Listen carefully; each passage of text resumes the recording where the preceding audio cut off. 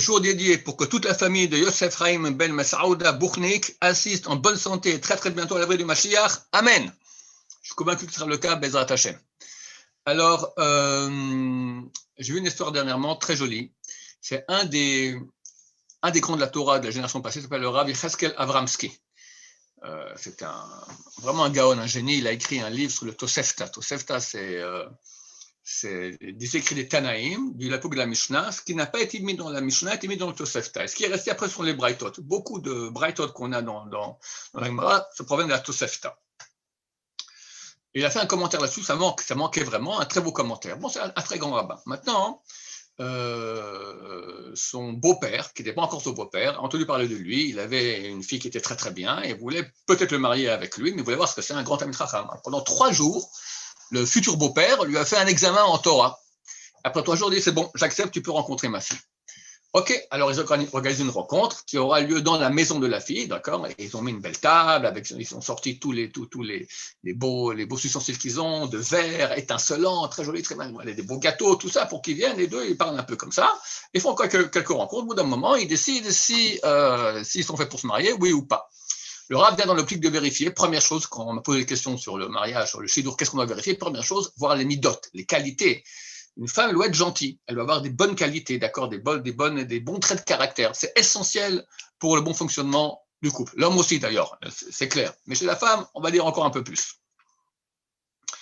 Ok, il arrive, il tape à la porte, et à ce moment-là, un enfant passe en courant, son pied se prend dans la nappe, et toute la table, avec tous les gâteaux, tous les ustensiles en verre, les plus beaux, les plus précieux, pling, cling, cling, par terre, complètement détruit.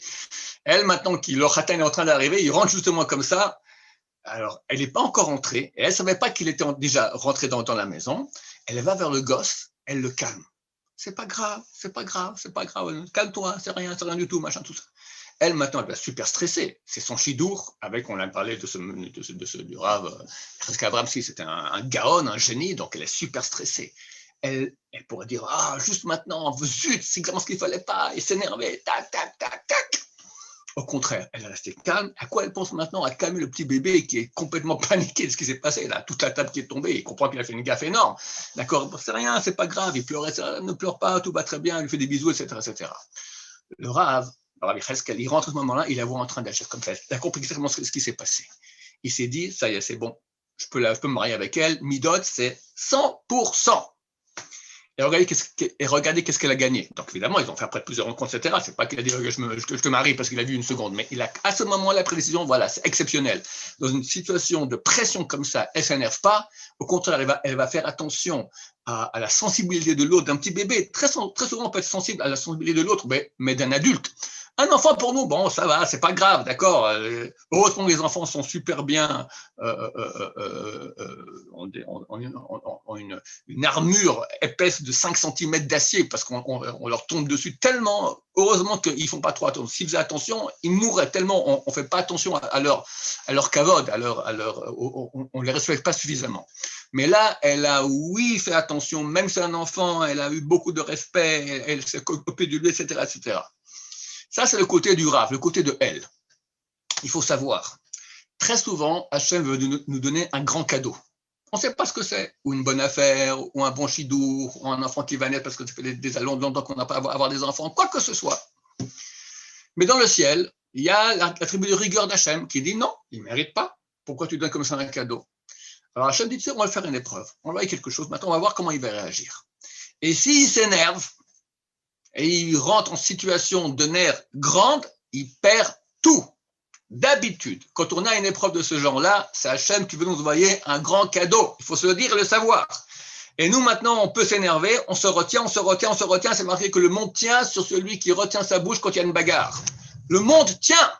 Le monde tient sur ceux qui retiennent leur bouche quand il y a une bagarre. Le monde tient. 7, 8 milliards d'habitants. Sur quoi ça tient la Terre? Regarde, ça tient sur rien. Ça tient dans le vide comme ça. Grâce à quoi? Hachem fait que ça tienne. Mais grâce à quoi Hachem fait que ça tienne? Quelques personnes sur Terre qui se taisent quand il y a la bagarre. Tellement c'est grand. Et là, elle reçoit un cadeau fantastique, cette personne. Alors, comme je dis, ou bien une bonne affaire, ou un bon chidour. Cette fille, qu'est-ce qu'elle a reçu? Le Gdolador. Elle savait pas.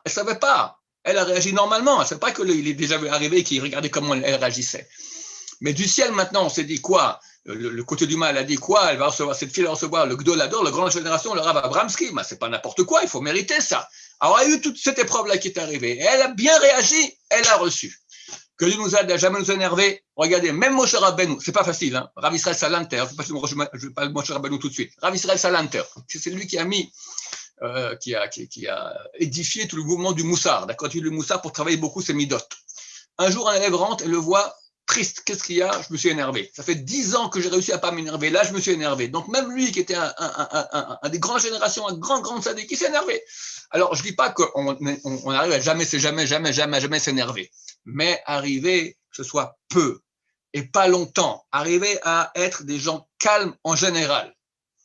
Moshe Rabbeinu lui-même s'est énervé. 3 fois, c'est marqué qu'il s'est énervé dans la Torah. Et les 3 fois, à cause qu'il s'est énervé, il a fait une erreur. Moshe Rabbeinu. Donc regardez, si lui fait une erreur, alors nous, les nuls que nous sommes, si on s'énerve, quelle erreur terrible on peut faire. On blesse des gens. Des fois, en bagarre, tu peux dire un mot, tu peux blesser ton conjoint par exemple, mais c'est 40 ans plus tard, il va encore te rappeler ça. Oui, tu m'as même dit une fois comme ça, d'accord? Parce que, espèce de crétin fini, tu t'es énervé, tu n'as plus de maîtrise de toi-même. Tu vois que tu t'énerves, pars, va dans une chambre, enfin, dans les toilettes, fais quelque chose, va dehors. Mais pas commencer à s'énerver et à parler mal.